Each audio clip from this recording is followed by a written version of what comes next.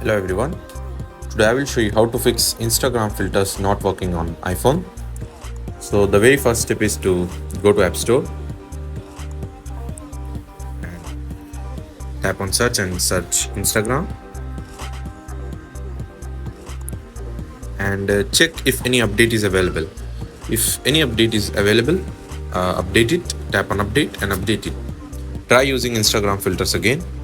If it does not fix the issue, then move to second step, that is offload and reinstall Instagram. Go to settings, tap on general, tap on iPhone storage, locate and open Instagram, tap on offload app,